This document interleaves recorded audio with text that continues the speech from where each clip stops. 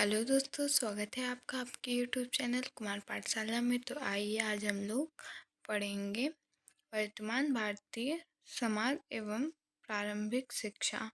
ठीक है, इसका सबसे पहला चैप्टर पढ़ना है आप लोगों को। ये आप लोगों का कौन सा सेमेस्टर है? ये आप लोगों का सेकंड सेमेस्टर है। तो इसमें सबसे पहला चैप्टर देख लेते हैं क्या दिया हुआ है। सबसे पहला चैप्टर आप लोगों का दिया हुआ है शिक्षा की संकल्पना, अर्थ एवं महत्व। मतलब शिक्षा की संकल्पना क्या है, शिक्षा का अर्थ क्या है और शिक्षा का महत्व क्या है, ये आप लोगों को सबसे पहले चैप्टर में पढ़ना है। तो देखिए, शिक्षा की संकल्पना क्या चीज़ है, कॉन्सेप्ट ऑफ एजुकेशन क्या चीज़ है। ठीक है, तो आइए देखते हैं। शिक्षा एक स्वाभाविक प्रक्रिया है। यह मानव जीवन के जन्म से लेकर मृत्यु तक निरंतर चलती रहती है। क्या है ये जो शिक्षा है? ये जीवन जो जब से जन्म होता है और जब तक मृत्यु नहीं हो जाती तब तक निरंतर आप लोगों का शिक्षा चलता रहता है। आप लोग शुरू से आप लोग जब तक शिक्षा मतलब जब तक शिक्षा लेना चाहते हैं तब तक आप लोग ले सकते हैं। शिक्षा लेने का कोई उम्र नहीं है। ठीक है, फिर आगे क्या है? शिक्षा मानव जाति का संरक्षण करती है तथा भौतिक योग्यता एवं सांस्कृतिक परंपराओं को बनाए रखने में सहायता करती है। फिर क्या दिया हुआ है आगे देख लेते हैं। शिक्षा ही एक ऐसी प्रक्रिया है जो मानव को अंधकार, निर्धनता एवं संकट से बाहर निकालती है एवं व्यक्तित्व के समस्त पक्ष, इसमें क्या है, शारीरिक, मानसिक, संवेगात्मक, आध्यात्मिक, सांस्कृतिक का विकास करती है। ठीक है, ये आप लोगों का क्या था? ये आप लोगों का शिक्षा की संकल्पना था। अब क्या देखेंगे हम लोग? शिक्षा का अर्थ क्या है देख लीजिए। शिक्षा का अर्थ में क्या दिया हुआ है? शिक्षा एक व्यापक शब्द है जिसका प्रयोग विभिन्न अर्थों में किया जाता है। तो देखिए, पहला पॉइंट क्या है? शिक्षा शब्द संस्कृत भाषा के शिक्ष धातु में आ प्रत्यय लगाने से बना है, जिसका तात्पर्य है सीखना और सिखाना। जो शिक्षा है वो आप लोगों का कौन सा भाषा है, कौन से भाषा से लिया गया है? वो संस्कृत भाषा से लिया गया है। ठीक है, वो पहले शिक्ष था, फिर बाद में आ का प्रत्यय, आ का मात्रा लगाने के बाद वो शिक्षा हो गया। और शिक्षा का मतलब क्या है? सीखना है और सिखाना है। ठीक है, फिर अगला पॉइंट क्या दिया है? इस दृष्टि से शिक्षा एक प्रक्रिया है। इसमें सीखने और सिखाने की प्रक्रिया चलती रहती है। यह प्रक्रिया मानव जीवन के किसी विशेष स्तर तक ही सीमित नहीं रहती। ये जो आप लोगों का शिक्षा है, ये क्या मानव जीवन में जो भी ये मतलब जो शिक्षा की प्रक्रिया है, ये किसी भी स्तर मतलब किसी भी उम्र तक आपका सीमित नहीं रह सकता। या आप लोग चाहे जब पढ़ना चाहेंगे, चाहे जब शिक्षा लेना चाहेंगे, तब तभी आप लोग ले सकते हैं। ठीक है, बालक में जन्म के साथ ही शिक्षा प्रक्रिया आरंभ होकर आजीवन चलती रहती है। जब से बालक का जन्म होता है तब से वो शिक्षा मतलब कि तब से उन लोगों में ज्ञान, कुछ कुछ भी हो, जो भी ज्ञान है तब से उन लोगों का, जब से जन्म होगा तब से शुरू हो जाएगा और जब तक मृत्यु नहीं हो जाती तब तक उन लोगों को कुछ ना कुछ ज्ञान होता रहता है। ठीक है, अगला क्या है?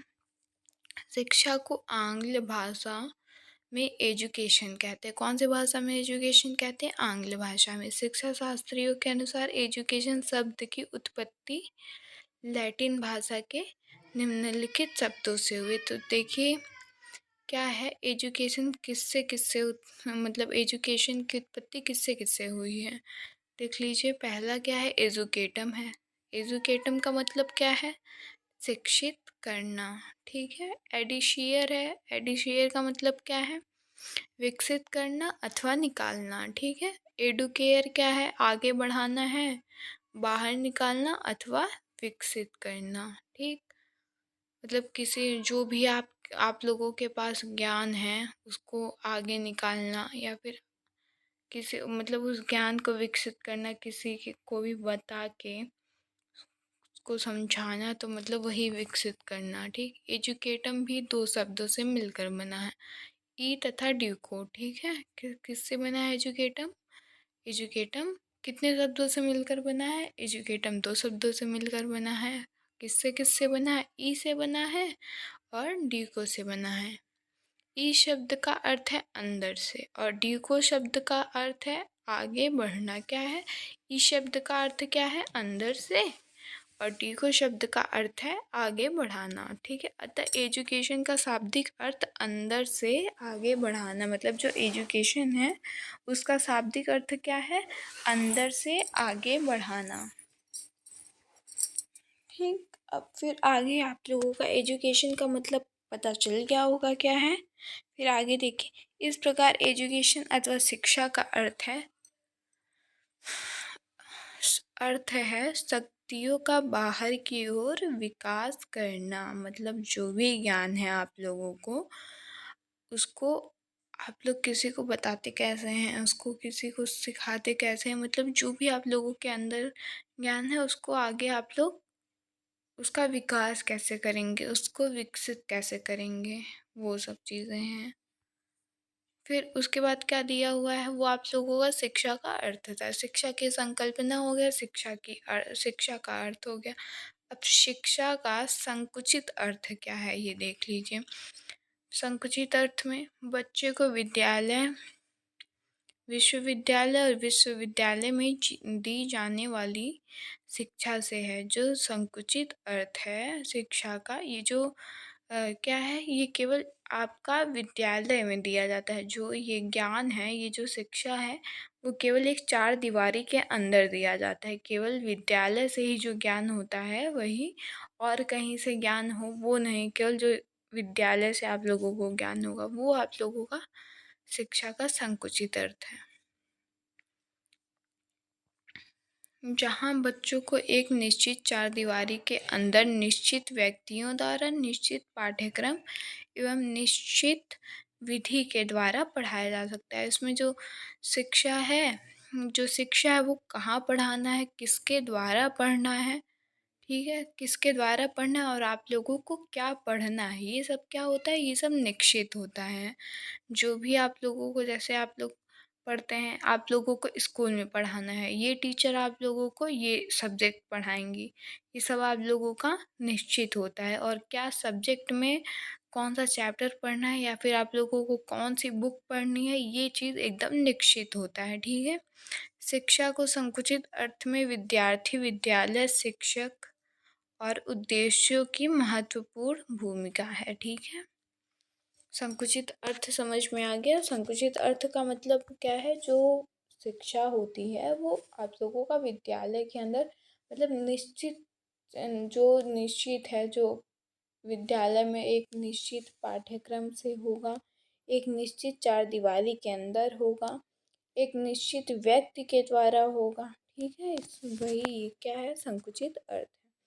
देखिए क्या है, विद्यालय है, फिर पाठ्यक्रम है, शिक्षक है, विद्यार्थी। जो आप लोगों का ये विद्यालय हो गया, फिर आप लोगों का जो आप लोगों को पढ़ना है वो हो गया, जो टीचर आप लोगों को पढ़ाएंगे वो हो गए, फिर अब बच्चे हो गए। यही आप लोगों का शिक्षा का संकुचित अर्थ है। अब आगे देखिए क्या है, प्रोफेसर ड्रीवर के अनुसार शिक्षा का संकुचित अर्थ क्या है। शिक्षा एक प्रक्रिया है जो बच्चे के ज्ञान, चरित्र तथा व्यवहार को विस्तृत ढांचे में ढालती है। क्या है, शिक्षा एक प्रक्रिया है जो बच्चे के ज्ञान, चरित्र तथा व्यवहार को विशेष ढांचे में ढालती है। जब आप लोगों को ज्ञान रहेगा तभी आप लोग, जो आप लोग का चरित्र है, जो आप लोगों का करेक्टर है, ठीक है, ये सब चीज़ें जब आप लोगों को ज्ञान रहेगा, हर चीज़ों का नॉलेज रहेगा, तभी आप लोगों का जो करेक्टर है वो सही रहेगा।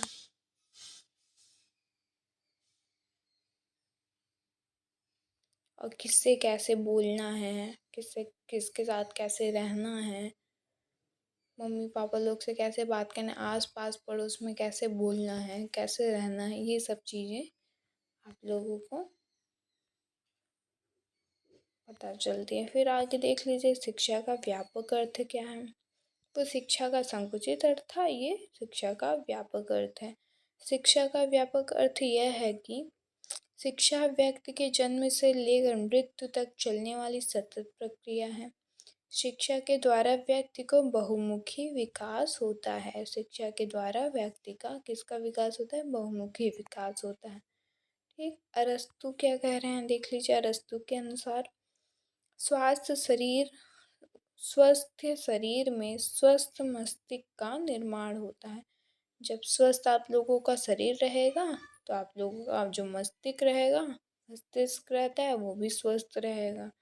फिर महात्मा गांधी जी के अनुसार क्या है?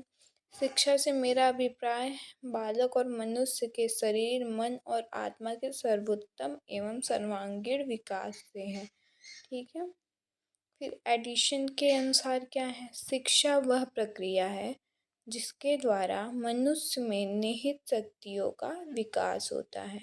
ये कौन कह रहा है? ये एडिशन कह रहे हैं। ये सब आप लोग एक बार पढ़ लीजिएगा, फिर उसके बाद रिवीजन भी कर लीजिएगा, आप लोगों को याद हो जाएगा। क्या पता कभी कभी आ जाए कि शिक्षा के व्यापक अर्थ में महात्मा गांधी ने क्या बोला था एडिक्शन के अनुसार, या फिर कभी कभी ये परिभाषा दे देते हैं, इसके बाद पूछते हैं ये किसका परिभाषा है। ठीक है। फिर उसके बाद प्रोफेसर डम्बिल क्या कह रहे हैं?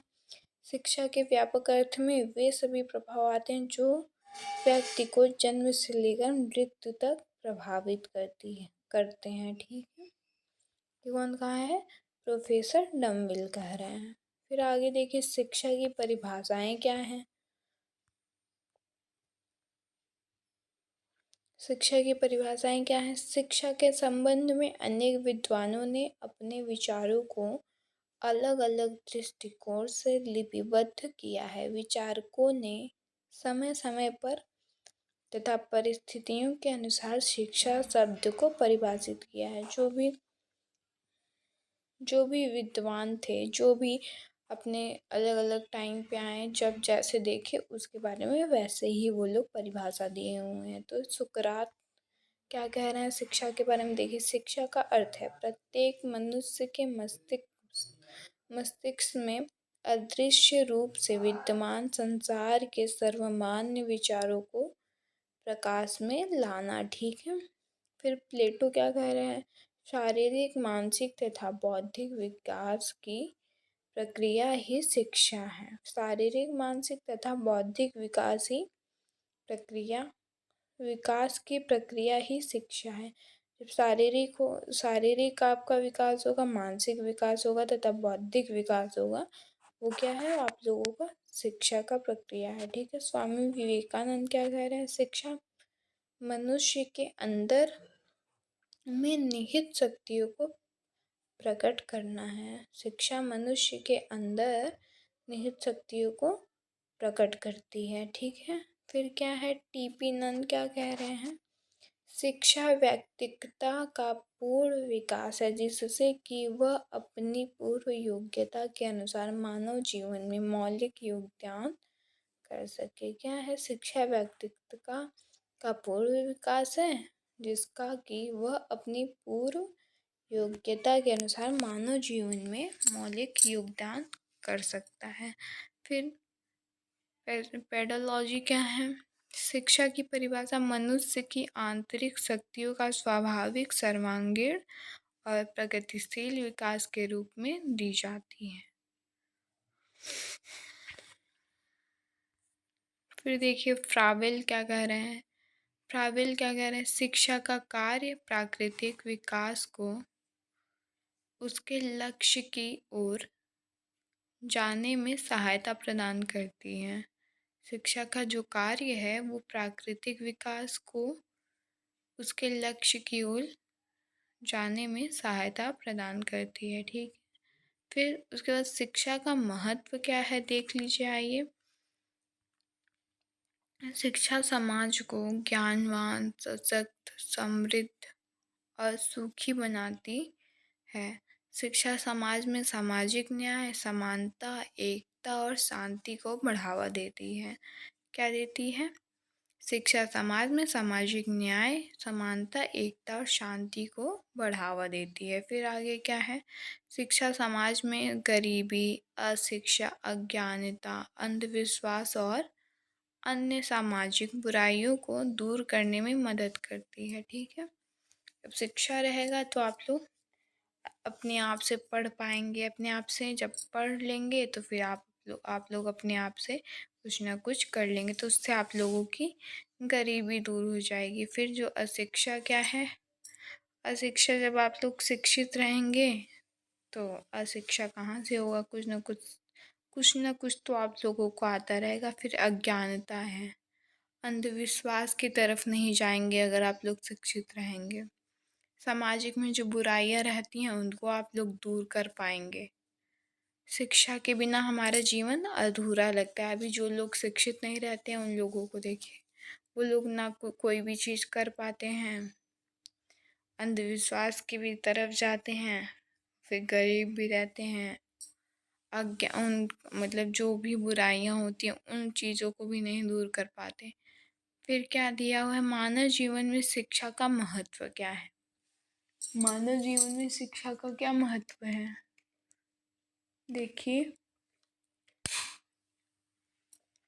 व्यक्ति विकास के लिए आवश्यक, व्यक्ति व्यक्तिगत विकास के लिए आवश्यक है। क्या है, शिक्षा के द्वारा बालक में उन सद्गुणों को विकसित किया जाता है जिनके द्वारा व्यक्ति के व्यक्तित्व का विकास किया जा सकता है। शिक्षा के द्वारा बालक में उन सद्गुणों, जो भी उनके अंदर गुण हैं, को विकसित किया जाता है। ठीक है, जो भी बालक के अंदर गुण होते हैं उनको शिक्षा के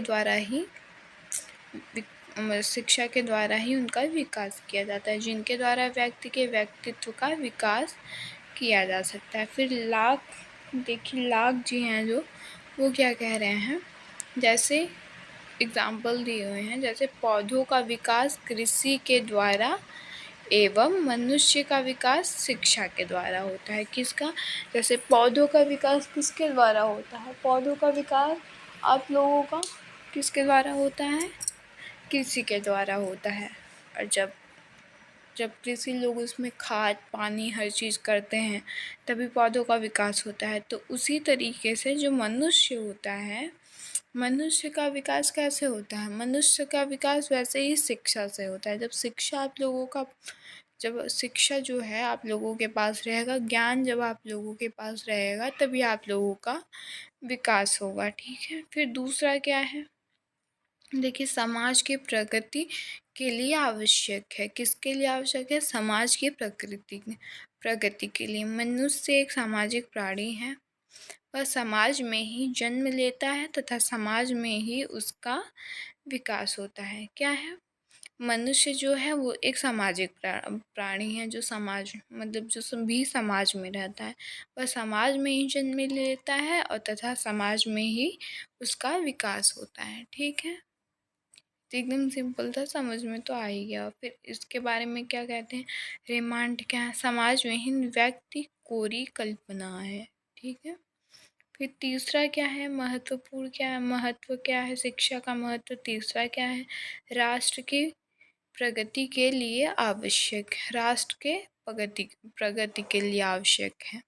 किसी भी राष्ट्र की प्रगति के लिए शिक्षा आवश्यक होती है। देश में चाहे किसी प्रकार का शासन हो, साम्यवाद हो, समाजवाद हो, प्रजातंत्र, राजतंत्र या कुलीन तंत्र, उसकी सफलता शिक्षा पर ही निर्भर करती है।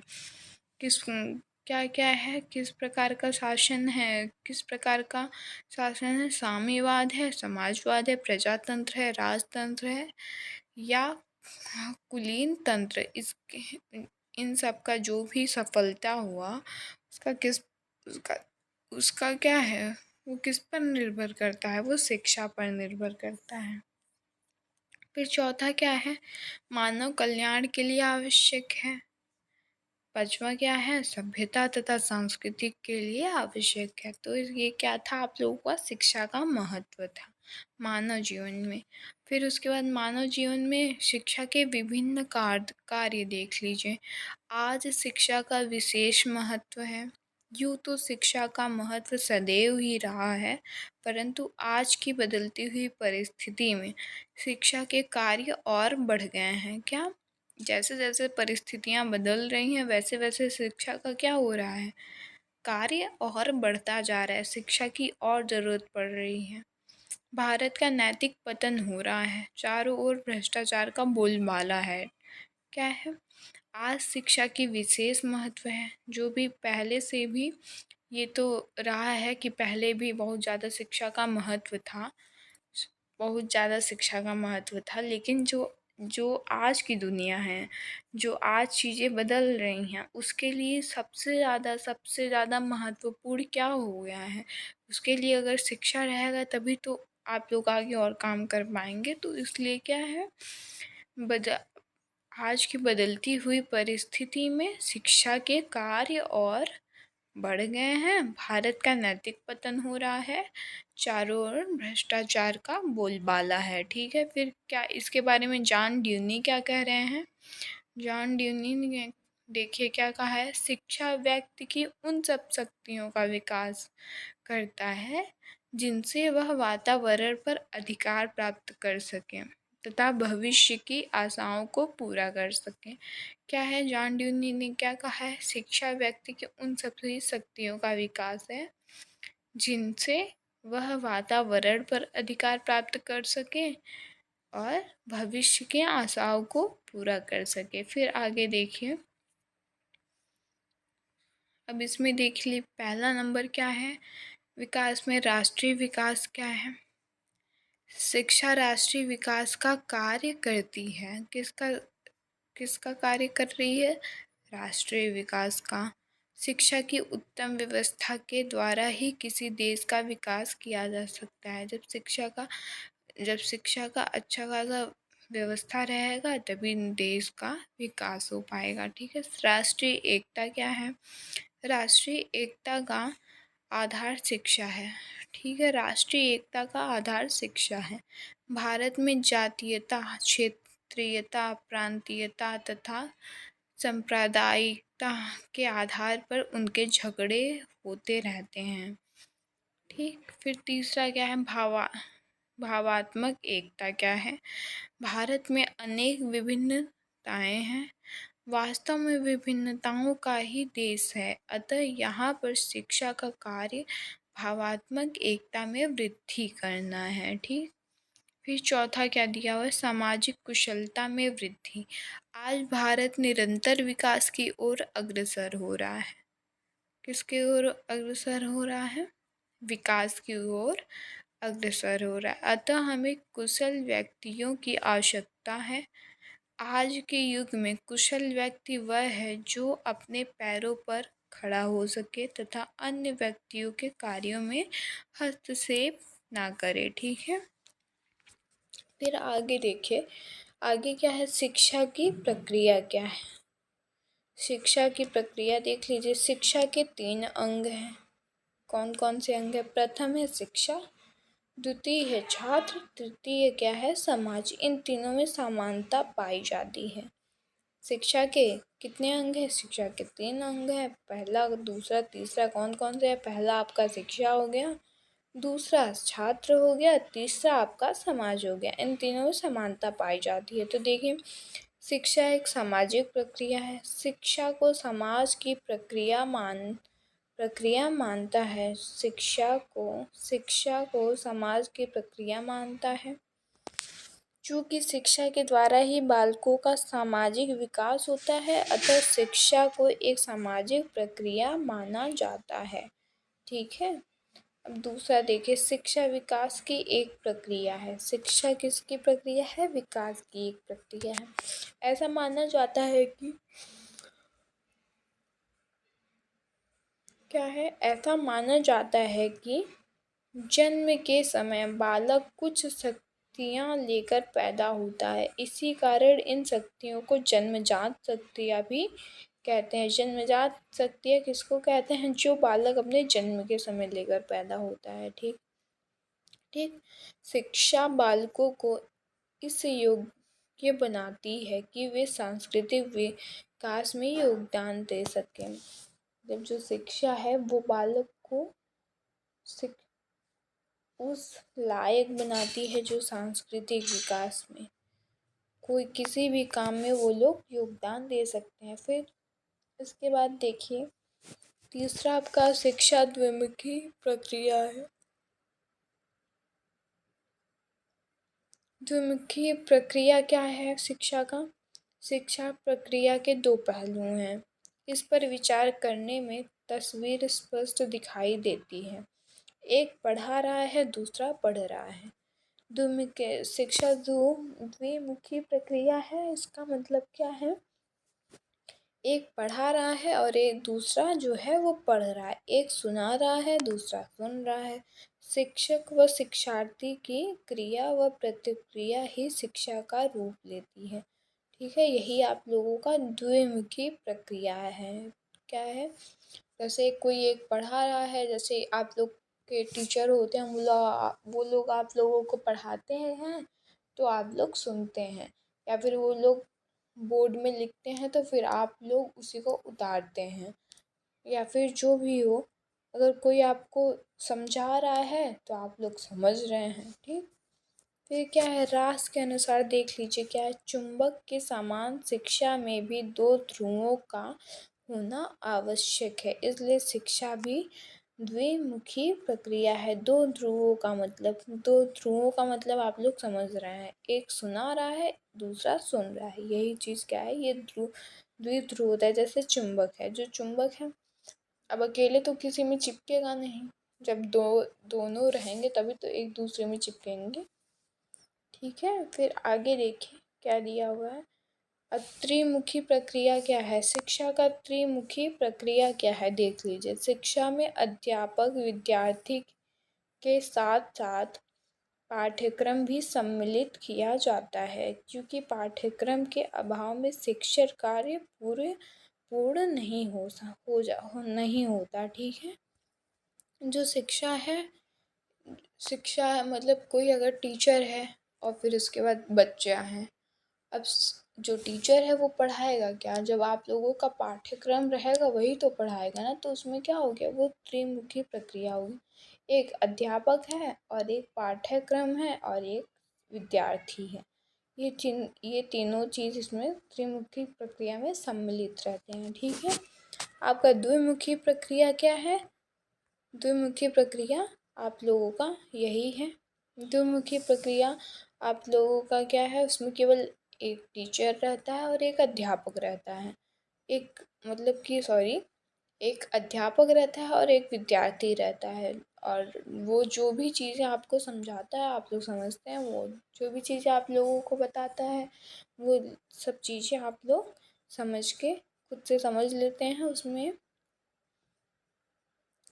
आप लोग उसका परिभाषा आराम से देख लीजिए क्या लिखा हुआ है। चुंबक के समान शिक्षा में भी दो ध्रुवों का होना आवश्यक, मतलब जो द्विमुखी प्रक्रिया है उसमें दो चीज़ों का होना आवश्यक है, एक अध्यापक का और एक विद्यार्थी का। जो लेकिन त्रिमुखी प्रक्रिया है उसमें क्या क्या होना जरूरी है? उसमें एक अध्यापक भी चाहिए, विद्यार्थी भी, और पाठ्यक्रम भी होना चाहिए। ये आप लोगों का त्रिमुखी प्रक्रिया है। फिर आगे देख लीजिए, ये आप लोगों का चैप्टर पहला था, ये चैप्टर आप लोगों का ख़त्म हो चुका है। तो इसी से रिलेटेड कुछ क्वेश्चन दिए हुए हैं। क्वेश्चन को आप लोग देख लीजिए क्या क्या क्वेश्चन दिया हुआ है। तो देखिए, शिक्षा का संकुचित अर्थ पूछ रहा है। शिक्षा का संकुचित अर्थ क्या है?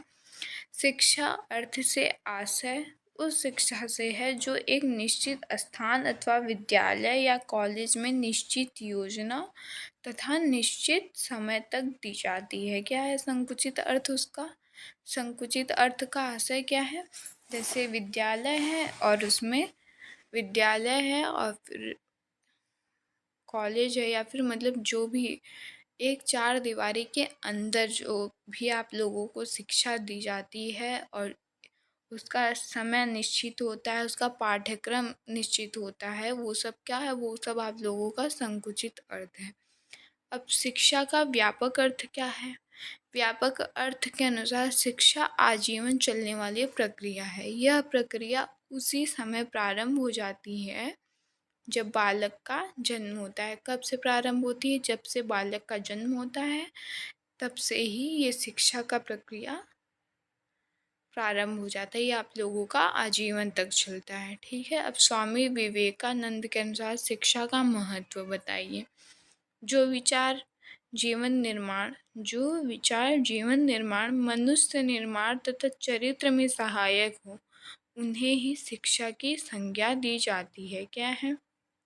जो विचार जीवन निर्माण, मनुष्य निर्माण तथा चरित्र में सहायक हो, जो आप लोगों का चरित्र में भी सहायक हो, उन्हें ये शिक्षा की संज्ञा दी जाती है। फिर आप लोगों का देखिए चौथा क्वेश्चन क्या है?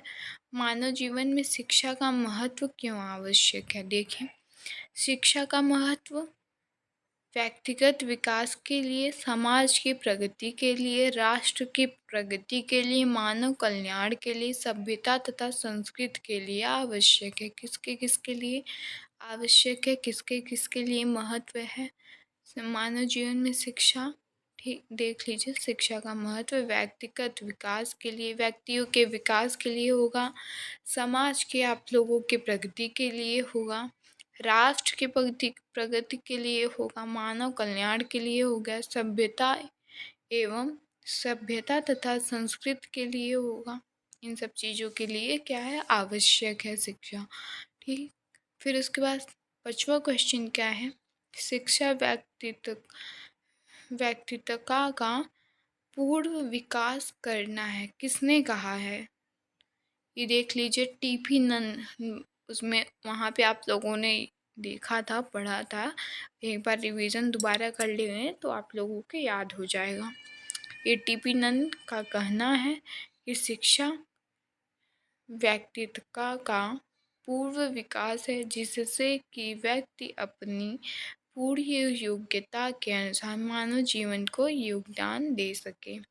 फिर आप लोगों का छठवां क्वेश्चन क्या है? छठवां क्वेश्चन आप लोगों का दिया हुआ है, शिक्षा जन्मजात शक्तियों को व्यक्त करने की प्रक्रिया है। ये किसने कहा है? ये देखिए किसने कहा है। पेस्टालॉजी के अनुसार शिक्षा मनुष्य की जन्मजात शक्तियों का स्वाभाविक सामंजस्य पूर्ण तथा प्रगतिशील विकास है। ठीक है। फिर शिक्षा पर्यावरण के साथ समायोजन करना है, किसने कहा है इसको? देखिए, इसको किसने कहा है? शिक्षा का कार्य मानव का पर्यावरण से उस सीमा तक समायोजन करना है जिससे व्यक्ति व समाज दोनों की स्थायी संतोष मिल सके। किसने कहा है? बासिंग ने कहा है। फिर क्या है आठवां क्वेश्चन? अच्छे चरित्र का निर्माण करना ही शिक्षा है, स्पष्ट करो। कैसे अच्छे चरित्र का निर्माण कैसे शिक्षा करती है, इसको स्पष्ट करना है। व्यक्ति का चारित्रिक एवं नैतिक विकास करना शिक्षा का मुख्य उत्तरदायित्व है। हर्बर्ट ने क्या लिखा हुआ है इसके बारे में? अच्छे चरित्र का निर्माण ही शिक्षा है। जब जब आप लोगों का मतलब जब भी आप लोगों के पास शिक्षा रहेगा, तब आप लोगों का चरित्र तो अच्छे से ही रहेगा। ठीक है। नौवां क्या है? शिक्षा बहुअर्थीय है, इस कथन की पुष्टि कीजिए। शिक्षा का शब्द का प्रयोग विभिन्न अर्थों में किया जाता है। प्रसिद्ध शिक्षा शास्त्री अरस्तु ने भी कहा है। किसने कहा है? अरस्तु ने क्या कहा है? शिक्षा मनुष्य को पाश्विक प्रवृत्तियों से ऊंचा उठाने का कार्य करती है। शिक्षा के कई अर्थ हैं।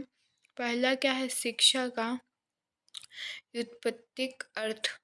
दूसरा क्या है? शिक्षा का संकुचित अर्थ। तीसरा क्या है? शिक्षा का विश्लेषणात्मक अर्थ। चौथा क्या है? शिक्षा का वास्तविक अर्थ। फिर आगे देखिए, शिक्षा द्विमुखी प्रक्रिया है, किसने कहा है? एडम्स ने शिक्षा को द्विमुखी प्रक्रिया माना है। रास ने कहा है चुंबक के समान शिक्षा में भी दो ध्रुवों का होना आवश्यक है, इसलिए शिक्षा द्विमुखी प्रक्रिया है। दो ध्रुवों का मतलब एक अध्यापक और एक विद्यार्थी। इस चीज़ को याद रखिएगा तो आप लोग आराम से शिक्षा का जो द्विमुखी प्रक्रिया है वो आप लोग लिख लेंगे। उसके आगे देखिए, शिक्षा त्रिमुखी प्रक्रिया है, ये किसने कहा है? जॉन ड्यूनी ने कहा है इसको। शिक्षा में अध्यापक विद्यार्थी के साथ साथ पाठ्यक्रम भी सम्मिलित किया जाता है। क्या क्या है इसमें? द्विमुखी प्रक्रिया में आप एक अध्यापक होता है और एक विद्यार्थी होता है। त्रिमुखी प्रक्रिया में अध्यापक होता है, विद्यार्थी होता है और उसके साथ साथ में आप लोगों का पाठ्यक्रम भी सम्मिलित होता है। ये आप लोगों का क्या है, ये आप लोगों का त्रिमुखी प्रक्रिया है। तो आप लोगों का पहला चैप्टर कंप्लीट हो गया है अभी, तो इसको आप लोग एक बार देख लीजिए, उसके बाद रिवीजन कर लीजिएगा, ठीक है। फिर आगे देखिए हम लोगों ने आज क्या क्या पढ़ा है, देख लेते हैं आज हम लोगों ने क्या क्या पढ़ा हुआ है।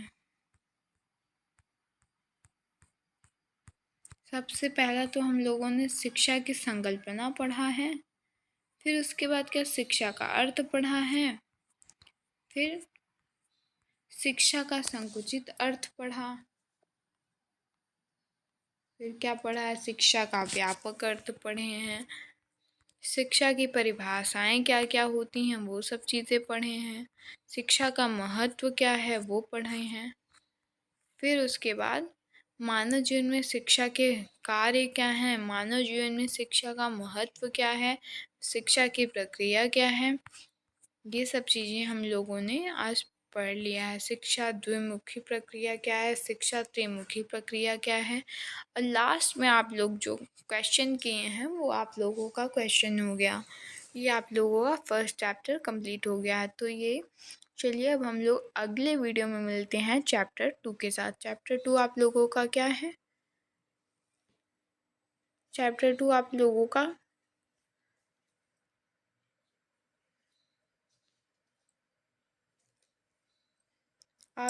का चैप्टर 2 सिलेबस तो डाला होगा मैंने।